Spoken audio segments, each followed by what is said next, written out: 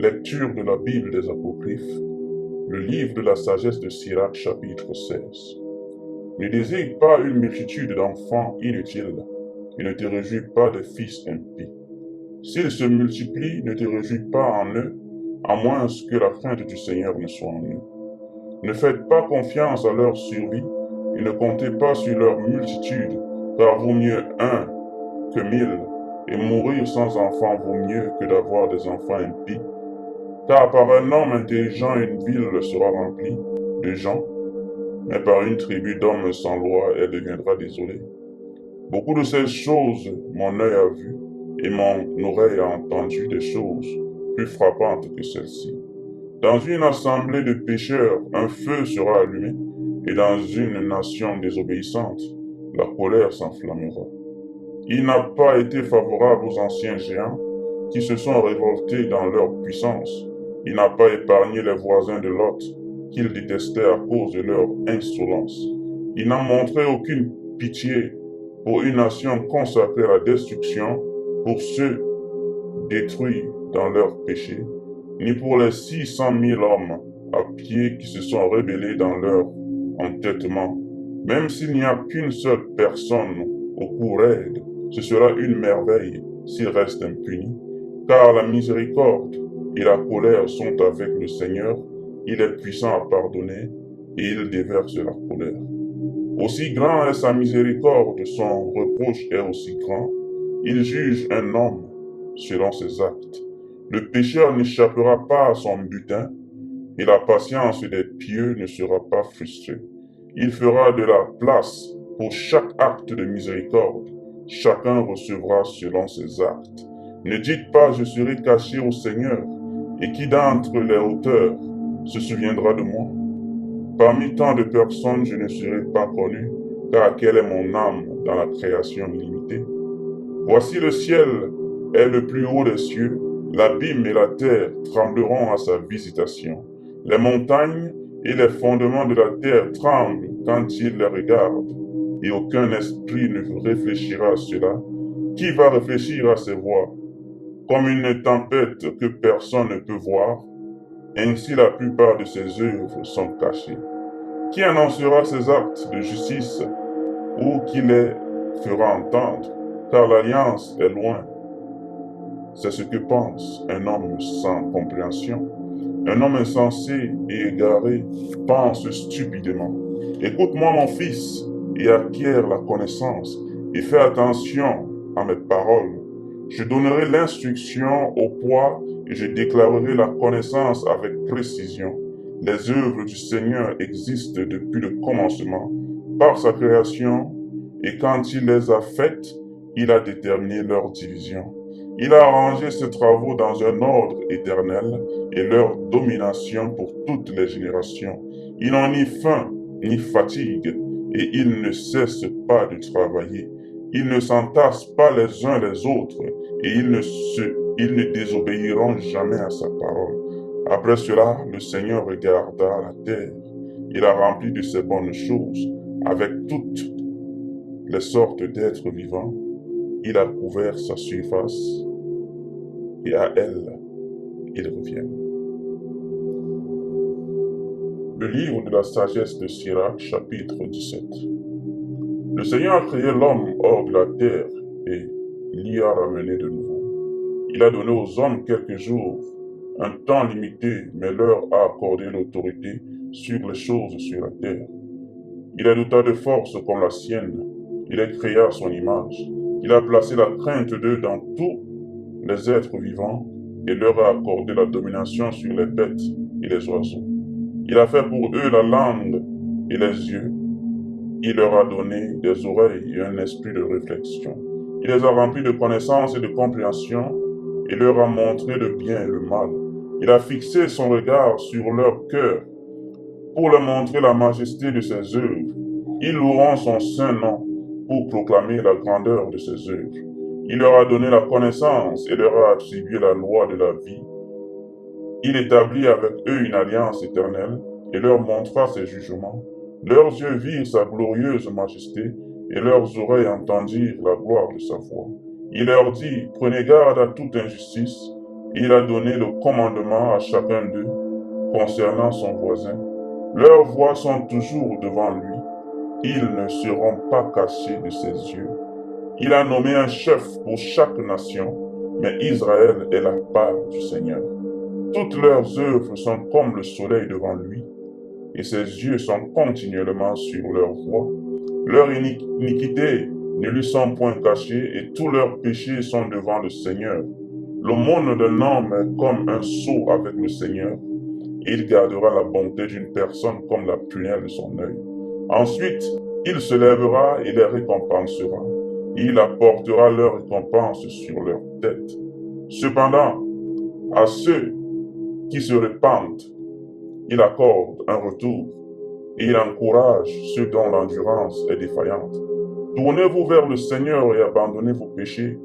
Priez en sa présence et diminuez vos offenses. Retourne au Très-Haut, détourne-toi de l'iniquité et hais intensément les abominations. Qui chantera les louanges du Très-Haut dans l'enfer, comme ceux qui sont vivants et qui rendent grâce, de la mort comme de celui qui n'existe pas. L'action de grâce a cessé. Celui qui est vivant et bien chante les louanges du Seigneur. Que la miséricorde du Seigneur est grande et son pardon pour ceux qui se tournent vers lui. Car tout ne peut être dans les hommes puisque le Fils de l'homme n'est pas immortel. Qu'est-ce qui est plus lumineux que le soleil? Pourtant sa lumière diminue. Ainsi la chair et le sang conçoivent le mal. Il rassemble l'armée de la hauteur du ciel, mais tous les hommes sont poussière et cendres. Le livre de la sagesse de Sirach, chapitre 18. Celui qui vit pour toujours a créé l'univers entier. Le Seigneur seul sera déclaré juste. À aucun il n'a donné le pouvoir de proclamer ses œuvres. Et qui peut rechercher ses actions puissantes? Qui peut mesurer son pouvoir majestueux? Et qui peut pleinement raconter ses miséricordes? Il n'est pas possible de les diminuer ou de les augmenter, ni de tracer les merveilles du Seigneur. Quand un homme a fini, il ne fait que commencer, et quand il s'arrêtera, il sera perdu. Qu'est-ce que l'homme et à quoi sert-il? Quel est son bien et quel est son mal? Le nombre de jours d'un homme est grand s'il atteint 100 ans, comme une goutte d'eau de la mer et un grain de sable, ainsi sont quelques années au jour de l'éternité. C'est pourquoi le Seigneur est patient avec eux et répand sa miséricorde sur eux. Il voit et reconnaît que leur fin sera mauvaise, dont il leur accorde le pardon en abondance. La compassion de l'homme est pour son prochain, mais la compassion du Seigneur est pour tous les êtres vivants. Il les réprimande, les entraîne et les enseigne. Il les refoule comme un berger son troupeau. Il a de la compassion pour ceux qui acceptent sa discipline et qui sont avides de ses jugements. Mon fils, ne mêle pas l'opprobre à tes bonnes actions et ne cause pas de chagrin par tes paroles quand tu présentes un cadeau. La rosée n'atténue-t-elle pas la chaleur torride dont un mot vaut mieux qu'un cadeau? En effet, un mot ne surpasse-t-il pas un bon cadeau? Les deux doivent être trouvés dans un homme gracieux. Un imbécile est désagréable et abusif, et le don d'un homme à contre-cœur fait pâlir les yeux. Avant de parler, apprenez, et avant de tomber malade, prenez soin de votre santé. Avant le jugement, examinez-vous, et à l'heure de la visite, vous trouverez le pardon. Avant de tomber malade, humiliez-vous, et quand vous êtes sur le point de pécher, revenez en arrière. Que rien ne vous empêche de payer promptement un vœu, et n'attendez pas que la mort vous en libère. Avant de faire un vœu, préparez-vous, et ne soyez pas comme un homme qui tente le Seigneur. Pensez à sa colère le jour de la mort, et au moment de la vengeance lorsqu'il détourne son visage. Au temps de l'abondance, pensez au temps de la faim. Dans les jours de richesse, pensez à la pauvreté et aux besoins. Du matin au soir, les choses changent et tout se passe promptement devant le Seigneur. Un sage est prudent en toutes choses, et dans les jours de péché, il se protège contre les mauvaises actions. Tout homme intelligent connaît la sagesse, et il loue celui qui la trouve. Ceux qui comprennent les dictons deviennent eux-mêmes qualifiés et répandent des proverbes. Ne suivez pas vos désirs de base, mais restreignez vos appétits. Si vous permettez à votre âme de prendre plaisir aux désirs de base, elle fera de vous la risée de vos ennemis. Ne vous délectez pas du grand luxe, de peur que vous ne vous appauvrissiez par ces dépenses. Ne deviens pas un mendiant en mangeant avec de l'argent emprunté quand tu n'as rien dans ta bourse. Le livre de la sagesse de Sirach, chapitre 19. Un ouvrier ivrogne ne deviendra pas riche. Celui qui méprise les petites choses échouera peu à peu. Le vin et les femmes égarent les hommes intelligents, et l'homme qui consulte avec des prostituées est très imprudent. La pourriture et les vers l'hériteront, et l'âme imprudente sera enlevée. Celui qui fait confiance aux autres trop vite est léger, et celui qui pêche se trompe. Celui qui se réjouit de la méchanceté sera condamné, et pour celui qui déteste le commérage, le mal est amoindri. Ne répétez jamais une conversation et vous ne perdrez rien du tout. Avec un ami ou un ennemi, ne le signalez pas, et à moins que ce ne soit un péché pour vous, ne le divulguez pas. Car quelqu'un t'a entendu et t'a observé, et le moment venu, il te haïra. Avez-vous entendu un mot? Laissez-le mourir avec toi. Sois brave, cela ne te fera pas éclater. Avec un tel mot, un imbécile souffrira des douleurs, comme une femme en travail avec un enfant, comme une flèche coincée dans la chair de la cuisse. Il en est de même pour une parole dans un fou. Questionne un ami, peut-être qu'il ne l'a pas fait, mais s'il l'a fait quelque chose, afin qu'il ne le fasse plus. Questionne un voisin, peut-être, ne l'a-t-il pas dit, mais s'il l'a dit pour qu'il ne le répète plus. Questionne un ami, car souvent c'est la calomnie. Alors ne croyez pas tout ce que vous entendez. Une personne peut faire un lapsus sans l'avoir prévu. Qui n'a jamais péché avec sa langue? Interroge ton prochain avant de le menacer, et que la loi du Très-Haut prenne son cours. Toute sagesse est la crainte du Seigneur, et dans toute sagesse, il y a l'accomplissement de la loi. Mais la connaissance de la méchanceté n'est pas la sagesse, et il n'y a pas de prudence là où les pécheurs prennent conseil. Il y a une habileté qui est abominable, mais il y a un fou qui manque simplement de sagesse. Mieux vaut l'homme qui craint Dieu et qui manque d'intelligence que l'homme hautement prudent qui transgresse la loi. Il y a une habileté qui est scrupuleuse, mais injuste. Il y a des gens qui déforment la gentillesse pour obtenir un verdict.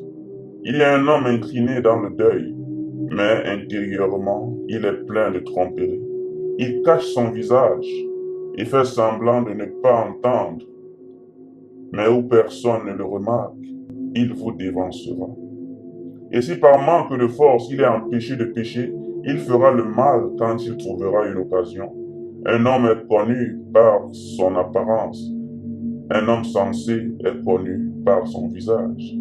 Quand vous le rencontrez, le costume d'un homme et le rire à bouche ouverte et la façon de marcher d'un homme montrent ce qu'il est. Le livre de la sagesse de Sirach, chapitre 20. Il y a un reproche qui n'est pas opportun et il y a un homme qui garde le silence, mais qui est sage. Comme il vaut mieux réprouver que de rester en colère, et celui qui confesse sa faute sera préservé de la perte. Comme le désir d'un eunuque de violer une jeune fille est un homme qui exécute les jugements par la violence. Il y en a un qui, en se taisant, est trouvé sage, tandis qu'un autre est détesté pour être trop bavard. Il y en a un qui garde le silence parce qu'il n'a pas de réponse, tandis qu'un autre garde le silence parce qu'il sait quand parler. Un homme sage sera silencieux jusqu'au bon moment, mais un fanfaron et un imbécile vont au-delà du bon moment. Celui qui utilise trop de mots sera détesté, et celui qui usurpe le droit de parler sera haï. Il peut y avoir de la chance pour un homme dans l'adversité, et une aubaine peut entraîner une perte. Il y a un cadeau qui ne vous profite rien. Il y a un cadeau qui apporte un double retour. Il y a des pertes à cause de la gloire, et il y a des hommes qui ont levé la tête et à cause de circonstances humbles. Il y a un homme qui achète beaucoup pour un peu, mais qui paie 7 fois. Le sage se fait aimer par ses paroles, mais les politesses des sots sont gaspillées. Le don d'un fou ne vous servira à rien, car il a beaucoup d'yeux au lieu d'un. Il donne un peu et renifle beaucoup. Il ouvre la bouche comme un annonceur. Aujourd'hui il prête et demain il le demande. Un tel est un homme haineux. Un fou dira « Je n'ai pas d'amis » et il n'y a pas de gratitude pour mes bonnes actions. Ceux qui mangent mon pain parlent mal. Combien le ridiculiseront et à quelle fréquence? Un glissement sur le trottoir vaut mieux qu'un glissement de la langue. Ainsi la chute des méchants se produira rapidement. Un homme impitoyable est comme une histoire racontée au mauvais moment et qui est continuellement sur les lèvres des ignorants. Un proverbe des lèvres d'un fou sera rejeté car il ne le dit pas en temps voulu. Un homme peut être empêché de pécher par sa pauvreté, alors quand il se repose, il ne ressent aucun remords. Un homme peut perdre sa vie par honte ou la perdre à cause de son regard idiot. Un homme peut être par honte faire des promesses à un ami et en faire inutilement un ennemi. Un mensonge est une vilaine tâche sur un homme. Il est continuellement sur les lèvres des ignorants. Un voleur est préférable à un menteur habituel, mais le sort des deux est la ruine. La disposition d'un menteur apporte la disgrâce et sa honte est toujours avec lui. Celui qui parle avec sagesse avancera lui-même, et un homme sensé plaira aux grands hommes. Quiconque cultivera la terre amassera sa moisson, et quiconque voudra plaire aux grands hommes expiera l'injustice. Les présents et les dons aveuglent les yeux des sages. Comme un museau sur la bouche, ils évitent les reproches. Sagesse cachée et trésor invisible, quel avantage y a-t-il dans chacun d'eux? Mieux vaut l'homme qui cache sa folie que l'homme qui cache sa sagesse.